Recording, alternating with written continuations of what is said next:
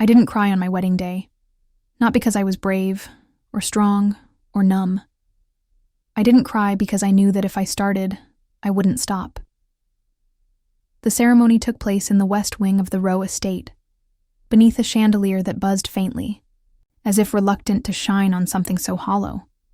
There were no flowers, no music, just a notary, 2 signatures, and the echo of my heels as I walked toward a man who wouldn't even look at me.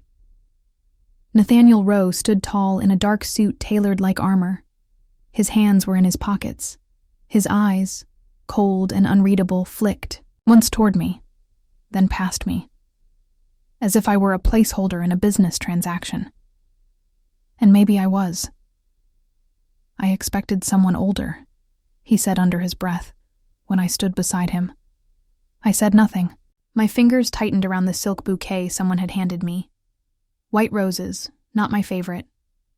My favorite were peonies, but I hadn't been asked.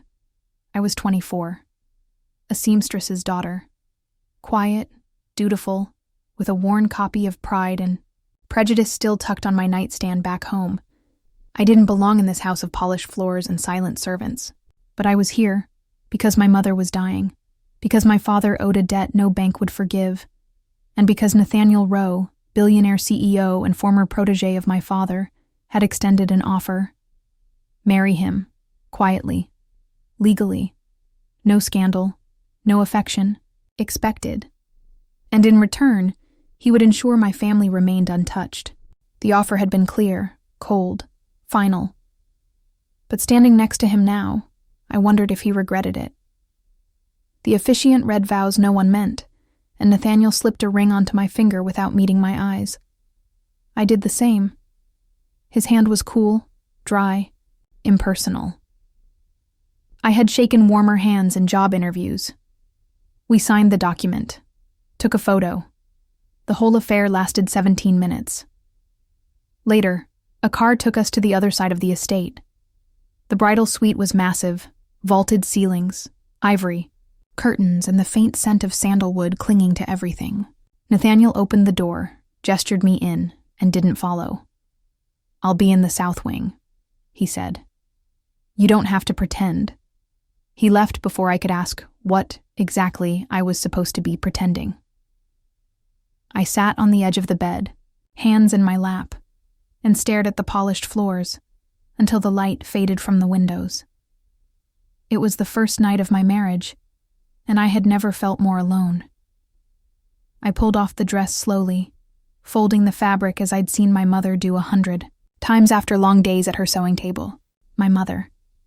Her name was Margaret. She had been a music teacher before illness drained the color from her skin and the song from her voice. But she still hummed, even now, especially when she cooked.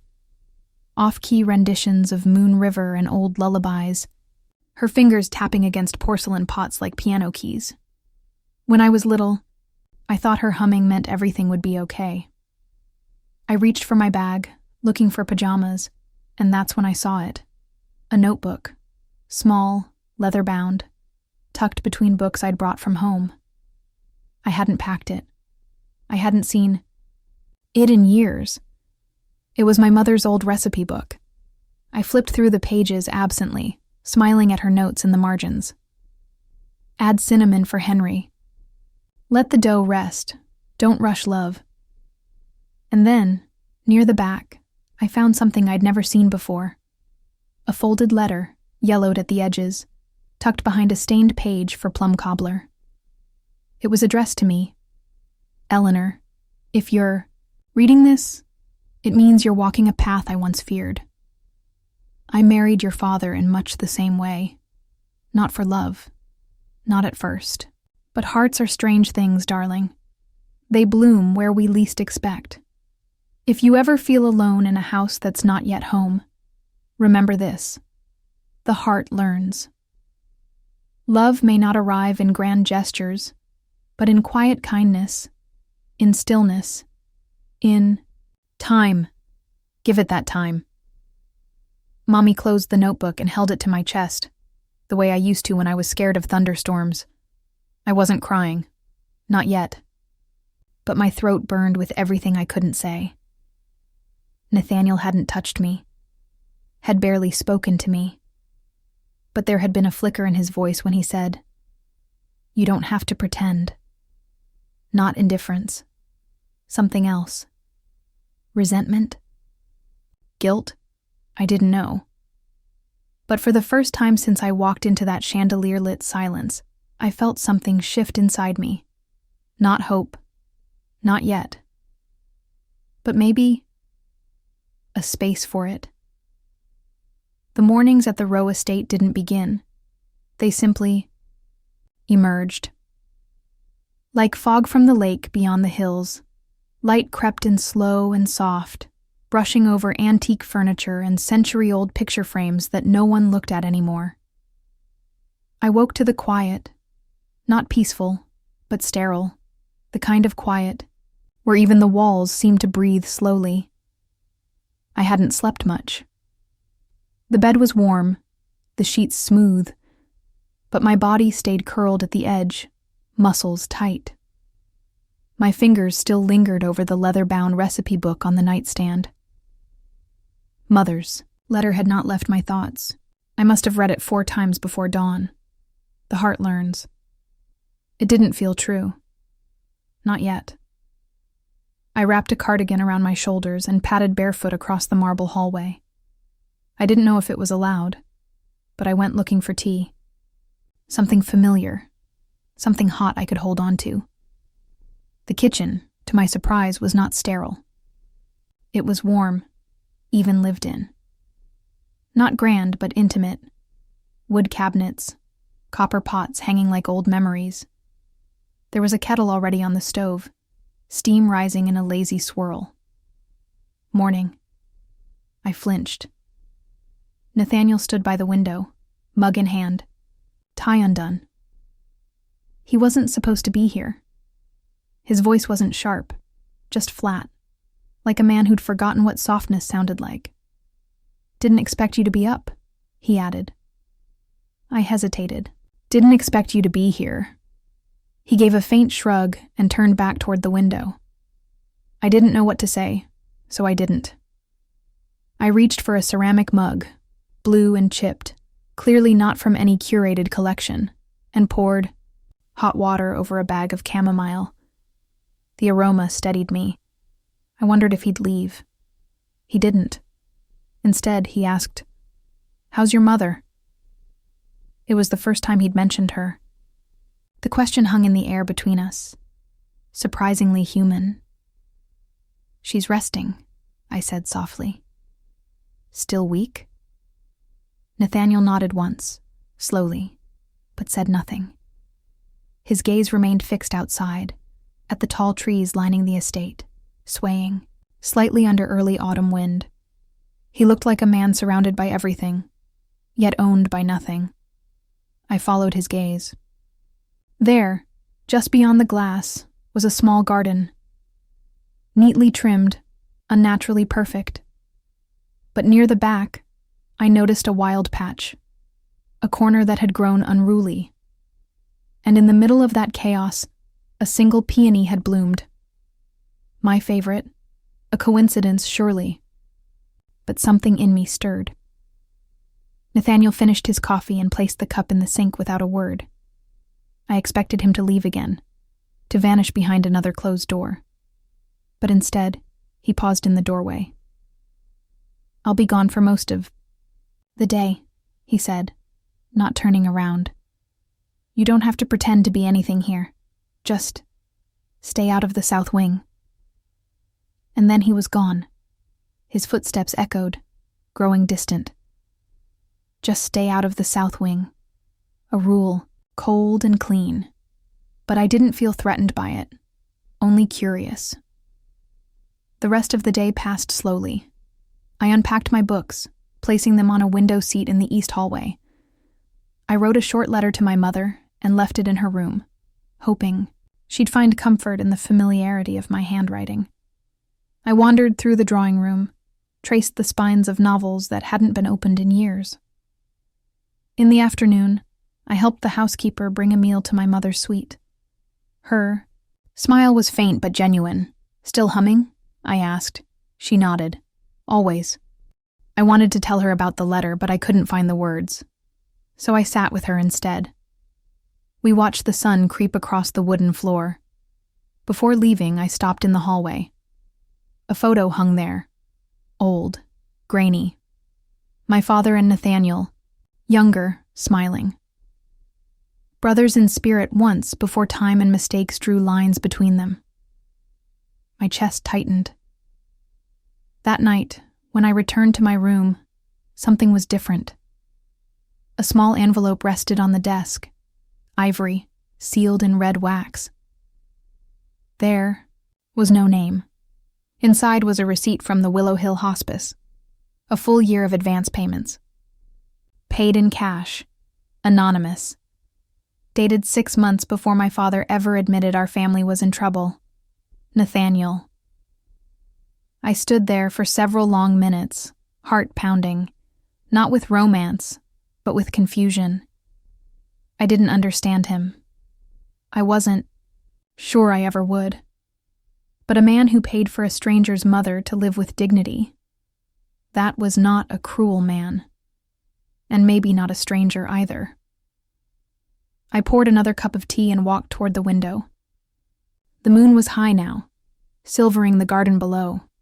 The peony was still there, and for the first time since stepping into this house of glass and silence, I whispered a word I hadn't dared hope for yet. Maybe. Maybe hearts did learn. Maybe kindness could be quiet. Maybe this place wasn't a prison. Maybe Nathaniel wasn't pretending either. And maybe, just maybe, this story was not going to end the way it started. There are truths you inherit, gently, and others that shatter something inside you. It happened on a Sunday. The hospice nurse had just left, and I was folding one of Mother's shawls by the window when she called my name. Her voice was softer than usual, and when I turned, I noticed how tired she looked. Not just sick, but emptied, like a house long abandoned by light. "Come sit," she said. I sat on the edge of her bed, the one lined with pale quilts and the scent of lavender water I still remembered from childhood. She reached into the drawer by her bedside and pulled out a thin envelope. It was already open, its contents yellowed with time. "Your father never meant to lie," she began. "But he did, and I need you to understand why." My heart stilled. The letter was addressed to Nathaniel Rowe, dated 7 years ago. In it, my father confessed to misappropriating funds from a private investment Nathaniel had entrusted to him. He had meant to pay it back, he wrote. Once the market turned, it never did. "You were like a son to me, Nate. And I was greedy, careless, and proud. I betrayed you." I read the words slowly, and then again. It wasn't a business deal gone wrong. It wasn't just debt. It was betrayal. Personal. Deep. Nathaniel hadn't married me to save us. He had married me to contain us, to keep the story from spreading, to preserve his company's reputation, and perhaps to punish us, gently. I looked at my mother. Her eyes were glassy. "He didn't press charges," she whispered. "He could have, but he didn't. Instead, he made an offer. To marry me," I said hollowly. She nodded. "He loved your father once, like a brother. I think he did it to protect his own memories of that time." I don't remember walking back to my room. The halls of the mansion stretched long and shadowed. No warmer than before, but no longer unfamiliar. I knew this place now. I knew what it stood for, what it tried to bury. When I reached the door to my room, I paused, and then I turned. The south wing was quiet. He had told me not to go there, but something in me needed to understand more. Not as a wife, not as a daughter, but as a woman trying to gather the missing pieces of a man she barely knew, and maybe wanted to know. The south wing was different, more lived in. A fire still glowed in the hearth of the study, and the bookshelves were scattered with papers, notes, and open volumes, marked with pencil. No marble, no glass walls, only oak and leather and books worn at the spine. I found the letter on his desk. Not hidden. Just waiting. It was addressed to no one. Half written. I thought marrying her would close the wound, that it would be a transaction, clean and clinical, a seal on old guilt. But she looks at me with those eyes, and I find myself wondering if redemption ever comes quietly, or if it always stings first. I stood there, frozen, one hand clutching the edge of the desk. He was trying. He didn't know how, but he was trying. That evening, he returned late. I was already in the kitchen, chopping carrots for soup. I didn't expect him to speak, but he did. I heard you were in the south wing. I kept my back to him. I was. He didn't answer right away. Then, in a tone far quieter than I'd ever heard from him, "I'm sorry." I turned. His tie was loose, and his voice, not fragile, but raw. "For what?" I asked. "For all of it." There was a silence between us then. Not cold. Just full. "I read the letter," I said. "The one from my father, and yours." His eyes closed for a second. He meant more to me than most people ever will. That's what made it hard. "And me?" I asked, barely above a whisper. "What do I mean?" He didn't answer right away, but then he took one slow step toward me, too, until the space between us held only questions. "You meant a name on a contract," he said, "and then you walked into that ceremony, eyes wide and unsure, and I realized I was not prepared to feel anything for you." His hand almost reached for mine, then stopped. "But I do," he said. I didn't cry, but my throat tightened, because the boy my father had betrayed had become the man who now stood in front of me, steady, scarred, and trying. "I don't know if I can love you," I admitted, "but I know I don't want to hate you." He looked at me then, fully, as if seeing not just the woman in front of him, but the girl who once sat by the stove, listening to her mother hum lullabies. "That's enough," he said. "For now." Didn't touch me, but I felt it. The shift, like something old had cracked, and something honest had slipped through. That night, I sat in my room, candle flickering beside me, and reread my mother's letter once more. Love may not arrive in grand gestures, but in quiet kindness, in stillness, in time. Maybe this was the stillness. Maybe finally, time had begun. There's something tender about a man who keeps showing up, even in silence. The next morning, I found him in the garden. Not in the manicured rows of hedges near the veranda, but at the wild edge, where the ivy climbed the stone wall and the peony still bloomed defiantly in the chill of late autumn. He wasn't doing anything. Just standing there, hands in his coat pockets, gaze fixed on the far trees. I stood by the kitchen door, unnoticed. It wasn't the posture of a powerful man surveying his estate. It was someone who had stopped running. For once. I made tea that morning, as I often did. 1 cup for me, and out of habit now, 1 for him. Chamomile with a dash of honey. He never asked for it. I never asked why I kept making it. I set his cup outside his study again. Same spot. Same quiet ritual. He never touched it, but he never told me to stop. Later that day, I visited my mother. She was sitting up, bundled in soft-knit blankets, humming under her breath. The same tune as always.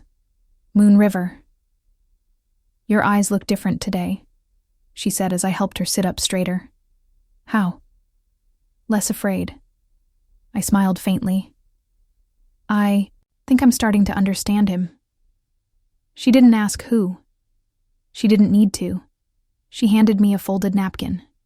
In it, a tiny tin button, one from Nathaniel's childhood coat. He left this at our house once. I kept it. I turned it.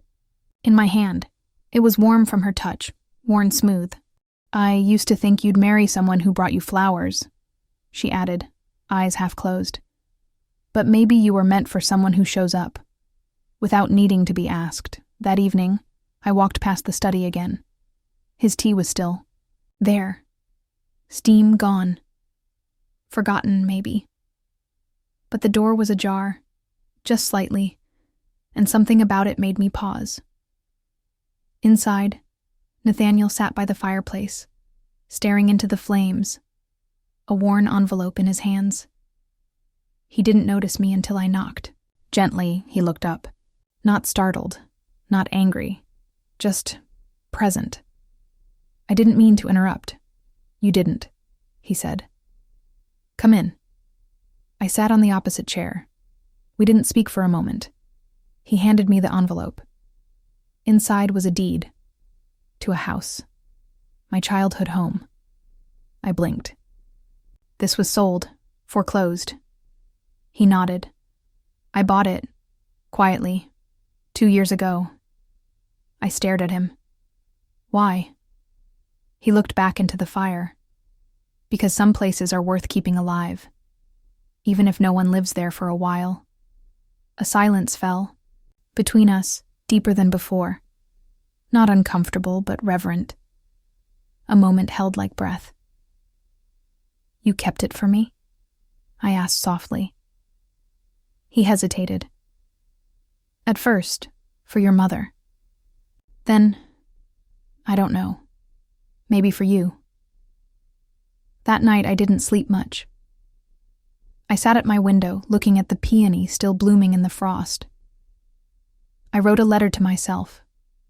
Something I hadn't done since I was 16. He's not the man I feared. He's the man I never knew I needed to see clearly. Stillness is his love language, and I think I'm beginning to understand it. The next morning, I changed something. I didn't leave the tea outside the door. Instead, I walked it in. Nathaniel was at his desk, reading. He looked up as I approached, but said nothing. I made it fresh, I said. If you want it. He stared at the cup, and then at me. I always wanted to, he murmured. I just didn't know if I deserved it. He reached for the cup with both hands, as if it were breakable, sacred. His fingers brushed mine, warm, grounded. I'm not my father, I said quietly. I know, he replied. And I'm not the boy he hurt anymore. There's a kind of healing that doesn't come from grand apologies, but from moments like this. A shared drink, a warm silence, the feel of ceramic between two people who used to stand oceans apart. The next afternoon I found him in the garden again. But this time, he wasn't alone. He was helping Henry adjust a bird feeder on a low branch. My brother's laugh echoed through the chilly air, young and bright. And Nathaniel? He was smiling. Not a smirk. Not a businessman's polite half-grin. A real, tired, honest smile. Later, when I passed him in the hallway, he paused. I didn't expect him to be so much like you, he said. I tilted my head. In what way? Hopeful. Even when there's no reason to be. That night, I sat beside my mother and told her everything. About the tea. About the deed. About Henry's laugh in the garden. She didn't speak for a long while. And then, as I tucked the blanket around her shoulders, she whispered, You're not just learning to forgive him, Eleanor. You're learning to forgive the story you thought you'd been given. There was a knock at my door after midnight. When I opened it, Nathaniel stood there, holding something in his hand. It was the old tin button. I never forgot this, he said, but I didn't know where it had gone. I stepped aside to let him in, and for the first time since we were wed under a chandelier that never shone for us, I felt like a wife, not a transaction. We didn't touch. We didn't have to. But his voice, when he sat beside me, was softer than I'd ever heard. I didn't know how to love someone like you, but I think I'm learning. I found the letter when I wasn't looking for anything at all. It was late afternoon, the kind of hour where the house seems to hold its breath. Nathaniel had taken Henry into town to pick up new sketchbooks, and I'd stayed behind to tidy the guest room closet, the one we never used, the one that still smelled faintly of cedar and dust. I was reaching for a loose shelf plank when my hand brushed something wedged into the back corner, brittle paper, folded tight, forgotten, a letter. No envelope. Just creases and the unmistakable handwriting of my father. I stood in the middle of the room, paper trembling in my hands. Then I sat slowly on the edge of the bed and began to read. Nathaniel, if this ever reaches you, it means I've failed to say what needed saying face to face. I stole more than your trust. I stole the brotherhood we built. And worse, I made Eleanor carry a weight she never earned. You see, I thought I could bury the past by selling my daughter's future. But now, watching her walk through this house, I realize she's more honest than I ever was. She doesn't hide. She stands in the light. I was wrong to make her the shield for my shame. And you, if there's a corner of your heart left that still knows the boy I once called my own, take care of her. Not because I deserve that mercy, but because she does. Robert Whitmore. I pressed the letter to my chest, eyes closed. It was the first time I'd seen my father's guilt spelled out so plainly, not in numbers or legal terms, but in truth. He had known, all along, that he had used me, that Nathaniel had loved him once, that he'd burned more than just a bridge. He'd singed the skin of everyone who tried to cross after him. That evening, when Nathaniel returned, I waited in the sitting room. The fire was lit, casting gold and shadow on the bookshelves. He stepped in, coat still on, and paused when he saw me. I found something, I said. He sat, quiet, patient. I handed him the letter. He read it without expression. But when he finished, his shoulders sagged. Not in defeat, but in release. He wrote this? He asked quietly. I nodded. He folded the letter once, then again, and set it on the armrest. I wish he'd said it to my face, he murmured. But maybe. I wasn't ready to hear it until now. We sat in silence. Not out of distance, but reverence. For something that had finally arrived.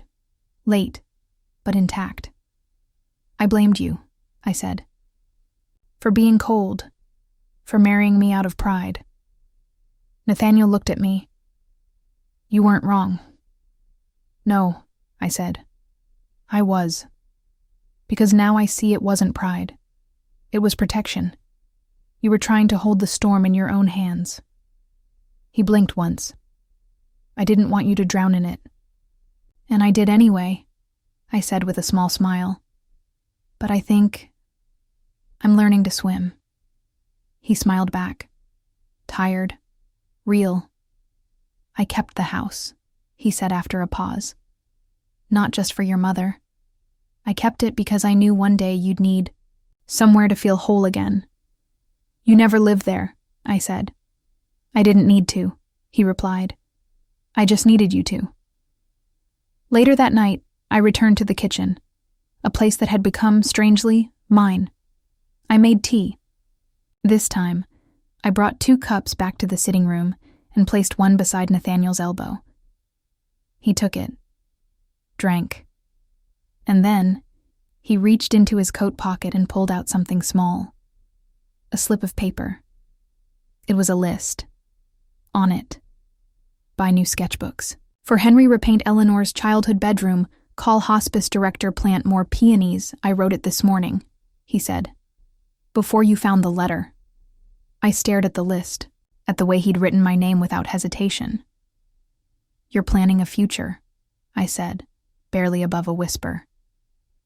I'm hoping for one, he answered, and then softly, with you. I didn't answer, not with words, but I took his hand, steady and warm, and held it in both of mine. In the days that followed, I read my father's letter aloud to my mother. She cried without sound, her eyes closed, as if hearing the truth allowed her to finally rest a part of herself she had carried too long. Henry painted a scene from memory, me, sitting at the window with a teacup, the peony blooming below, and Nathaniel. He came home earlier, sat beside me more often, learned to ask, "How are you?" and stay for the answer. One night, just before sleep, I opened my mother's recipe book again. Tucked inside was another line I hadn't noticed before. Scribbled near the cobbler page. Forgiveness isn't something you give to the past. It's what you give the future permission to grow from. I traced the words with my thumb, and for the first time, I didn't feel like a guest in this house. I felt like a root. Small, perhaps, but growing. There are songs we stop singing not because we've forgotten the words, but because we've forgotten how it feels to be heard. The house had been so quiet for so long that I hadn't noticed the silence, only that something always seemed to press gently against my chest when I walked its halls. It was the quiet of spaces that remembered pain. But one morning, that quiet broke. Not with a sound exactly, but a presence. I was in the kitchen, wiping down the old pine countertop, when I heard it. Music. Piano. Soft. Simple.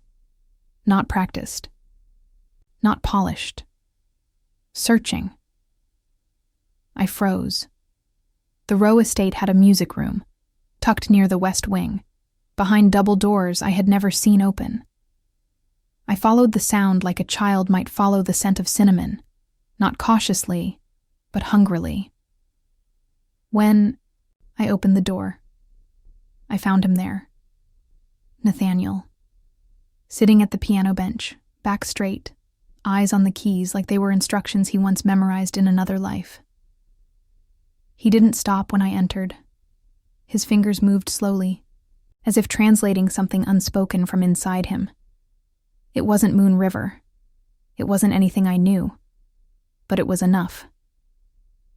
I didn't know you played, I said gently, once the music faded. He looked up, not startled. Just present again, something I'd come to recognize in him. This way he had of being all there once he decided to stay. My mother played, he said. She taught me when I was young. I stopped after she passed. When did she pass? I asked softly. He paused. 20 years ago. So long. And yet it still echoed in his hands. I always thought this room was for show, I admitted, stepping closer. It was, he replied, until this morning. We began sitting together in the evenings, not always speaking, sometimes reading, sometimes just sharing the same silence, which was no longer hollow but restful, like rain on a roof you no longer fear will leak. He played again the next day, something fuller, bolder. I hummed along without realizing it, and when I did, he stopped, smiled faintly, and began again. This time slower, so I could follow. It became a ritual. After tea, before dusk, music, humming. Sometimes Henry would sketch us from the hallway, grinning behind his sketchbook like a conspirator. One afternoon, I caught Nathaniel placing a folded paper beneath the flower pot in the garden.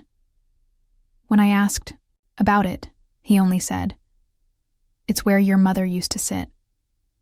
I thought she might want to hear the music, too. I found the note later, It wasn't addressed to anyone. It read, "She still hums. Eleanor. Even when she thinks no one hears." I hear her now. The garden began to change too. Not because the groundskeepers worked harder, they didn't. But because I did. Nathaniel did. Even Henry planted a few seeds. The unruly patch near the peony grew wider, freer, more alive. It reminded me of our kitchen back home. Slightly messy, full of good things. My mother's condition had begun to stabilize, not improve, but settle into something less fragile. She spent afternoons by the window now, knitting quietly, eyes following the sunlight across the walls. "You seem different," she said one evening, while I was brushing her hair. "I feel different," I admitted. "Not fixed, just softer." She smiled. "That's not softness. That's strength learning not to be afraid." That night, Nathaniel joined us for dinner, something he hadn't done since our wedding. It wasn't elaborate. Roasted chicken, potatoes, bread I baked from one of Mother's old recipes. He complimented the crust. Twice. Henry chattered the entire meal. My mother laughed aloud at one point. And for a moment, brief but brilliant, it felt like a family table, not a contract fulfilled after dessert. Nathaniel reached for his wine glass and looked at me. "I haven't had a meal like this in years," he said. "Not since before." He stopped himself, but I didn't need the rest of the sentence. I knew it. Not since before life taught him to keep his guard up. That evening, he brought a record player into the music room. He dusted it off like it was an old friend and played a vinyl with a gentle crackle. Billie Holiday, "I'll Be Seeing You." We sat on the floor, leaning against the wall, not touching but closer than we'd ever been. "Why now?" I asked. He looked over, brow furrowed slightly. "Why are you letting me in now?" He thought for a moment, then answered, voice low. "Because you stayed, even when I didn't ask you to, even when I didn't know how to want it. And so we stayed." Each night became a small note in a larger melody. Soft, off-key sometimes, but real. Not a love story written in fireworks, but one told in the pause before sleep, the hand on a teacup, the hum of a song you didn't realize you'd remembered. And in the morning, as I opened the windows to let in the autumn breeze, I whispered something I hadn't said in years. "Thank you." To the house. To the quiet. To the man who never expected to be heard, but kept playing anyway. Grief doesn't knock. It lets itself in, barefoot and quiet, and sits in the chair no one uses. It folds into the walls, the linens, the light. You don't notice it at first. Not really. You just realize one day that something has changed, and it's not going to change back. My mother's decline was gentle. The kind of fading that doesn't start with pain, but with stillness. She slept more, spoke less, smiled in ways that felt distant, like she was already remembering us instead of living us. "I don't feel sad," she whispered one evening as I tucked the quilt beneath her chin. "I feel full." I nodded, but my throat wouldn't let me answer. Nathaniel sat beside her the next morning, not for ceremony, not for obligation, just to hold her hand.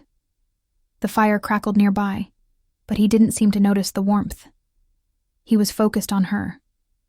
"I never had a daughter," she said to him, "but if I had a son, I would have wanted him to marry someone like her." His lips pressed into a line, then trembled slightly. He didn't speak, but he held her hand tighter. That night, I left the window open in her room. She loved the sound of leaves. I sat beside her bed, humming the lullaby she once hummed to me, and, when the last note slipped into silence, she was gone. No gasps, no agony, just quiet. Henry didn't cry right away. He walked outside and sat under the tree near the garden, sketching something with trembling hands.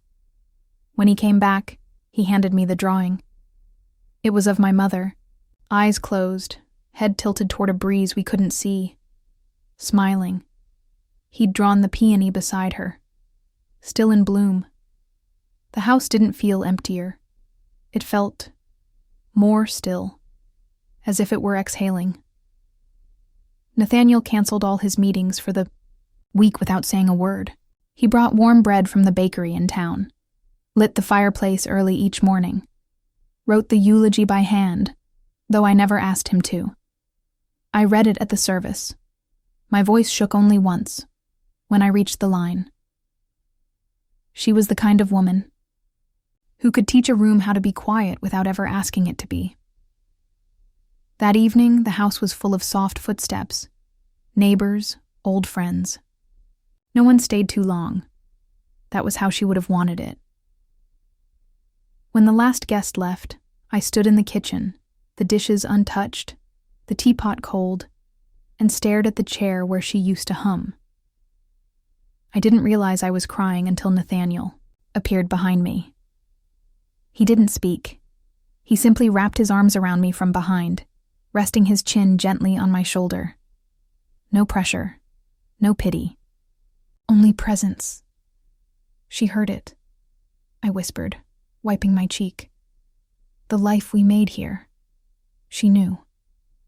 I hope so, he murmured, because she gave us the space to make it. The next morning, I took the train back to the town I grew up in. Not to stay. Just to visit. I walked past our old house, the one Nathaniel had bought to protect. The shutters were painted now, the weeds trimmed. It looked like it had been waiting for me. I stepped inside. Dust in the corners. Faint smell of cedar and cinnamon. But there was a letter on the kitchen counter, addressed to me. My name written in my mother's handwriting. Shakier than before, but unmistakable. Eleanor, if you're reading this, I am where music never stops, and memories are warm as quilts. You did it. You built something beautiful from broken things, and now it belongs to you. Not just this house, that life. Let yourself belong there too. He loves you. I saw it. Quiet men love deeply. They just take longer to admit they're drowning. Let him swim toward you, and don't pull away. All my love. Mommy closed the letter and leaned against the counter, my heart louder than any sound in the room. And for the first time, I didn't feel torn between two lives. I felt like both could be part of me. One past, one present. Both mine. When I returned to the estate, Nathaniel was outside with Henry. They were cleaning the garden, clearing the fallen leaves. The peony still stood. "Welcome home," he said when he saw me. And I said it too. Quietly, but with certainty. Home. That evening, we had soup and buttered bread and tea that wasn't perfectly steeped. And as the fire crackled, I said the words neither of us had said yet. I don't want to be someone passing through this place. Nathaniel met my eyes. His voice was low. You're not. You never were. He reached for my hand across the table, held it like something he'd been learning to do in small, careful lessons, like something he wanted to keep getting right. And I knew, without flowers or chandeliers or ceremonies, this was the real vow. I belonged here. Now. The house is quieter now, but it's a different kind of quiet. Not the aching kind that presses against your chest, but the kind that fills your lungs soft and steady, a quiet that says, you're safe here. It's been 6 months since my mother passed, Autumn has come again. The trees outside the kitchen window are just beginning to blush gold and rust, and every morning I open the window wider, not for air, but for memory, for her, for the peace she left behind. Some mornings, I hear myself humming in the kitchen, not on purpose, it just happens. Nathaniel notices. He never interrupts. He just smiles and sets 2 cups on the table, one for him, one for me, and we begin our day with quiet rhythm. It's funny how fast stillness becomes habit, and how, once you let yourself believe you belong, everything around you softens too. Henry's sketches now hang in the hallways, not framed like gallery pieces but pinned with care, like they're growing roots in the walls. He laughs more, asks more questions. Sometimes I catch Nathaniel reading next. To him, one hand resting on the edge of the paper as Henry draws. The man who once lived behind a wall of glass now walks barefoot through the house, sleeves rolled up, hands not always clean, but always doing something real. We never talked about love in loud words. It came in gestures. When I burned a loaf of bread one afternoon and cursed under my breath, Nathaniel quietly started slicing cheese and apples for dinner, as if that had been the plan all along. When I couldn't sleep the night before what would have been my mother's birthday, he sat with me on the porch swing. No questions, just presence. That's how I knew. He loved me, in the way some men show up in silence and never leave. One evening I found him in the music room again. The fire was low, the piano untouched. "I haven't played in a while," he said, noticing me at the doorway. "Do you miss it?" He nodded. "But I don't know what to play." I sat beside him and opened the old sheet music tucked beneath. The bench, it was my mother's. Faded pencil markings in the margins, her handwriting. He looked at the title and smiled. The heart asks pleasure first.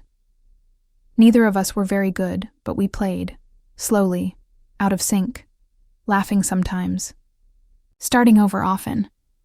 And when we finished, Nathaniel looked at me and said something he hadn't said before. "I loved you before I knew how to say it." I touched the keys again, lightly, and I heard it, long before you spoke it. We kept building, quietly. In the spring, we turned the old guest room into a study for Henry, painting the walls a deep forest green, the color of resilience. Nathaniel began working from home more often. The staff, once formal and careful, now teased him gently when he forgot his reading glasses in the pantry. I started planting in the wild garden. Lavender, basil, more peonies. Didn't ask if I could. He didn't ask why. He just brought me new gloves one morning and offered to dig. On the anniversary of our wedding, the first we'd truly share, I woke to the scent of coffee and something cinnamon. In the kitchen, he stood in an apron, holding out a plate of imperfect scones. "I used your mother's recipe," he said. "Sort of." I took one, still warm. "It's terrible," I laughed. "I burned the first 2 batches. They'd be proud," I said. He didn't ask who. We both knew. He poured the tea. Sat across from me, then reached into his pocket and slid a folded piece of paper across the table. My name. His handwriting. "Dear Eleanor, you walked into my house like a whisper and stayed like a hymn. I didn't know how to make space for joy. You taught me how. I didn't know I could be forgiven. You forgave me before I even asked. I didn't know what it meant to belong. Now I do. Not because I earned it, but because you stayed long enough to let me learn. Happy anniversary. I love you. Yours. Finally. Nathaniel." I folded the letter carefully and tucked it into the back of my recipe book, next to my mother's first letter. 2 women. 2 lives. One line repeated, "The heart learns," and mine had not all at once, not without grief, but with time. And with him. That night, we walked the garden path beneath a sky full of quiet stars. Nathaniel stopped near the peony bush, still blooming somehow, stubborn as memory. He touched my hand, fingers trailing mine. "Do you think we'll ever leave here?" he asked. I looked back at the house. Soft light in the windows, Henry's laughter faint from upstairs, a melody lingering on the keys of the piano. No one played perfectly, but everyone loved anyway. "No," I said. "I think we've already arrived." Sometimes when the sun is just right in the late afternoon, I sit on the porch swing with my tea and a pencil and write lines in the margins of my old books. Not for anyone, not even for him, just for me, because I belong. Here, in this quiet house that learned to sing again, with the man who forgot how to love but never stopped hoping he might, with the boy who paints joy into corners that once held shadows, and with a heart, mine, that still hums when no one is listening.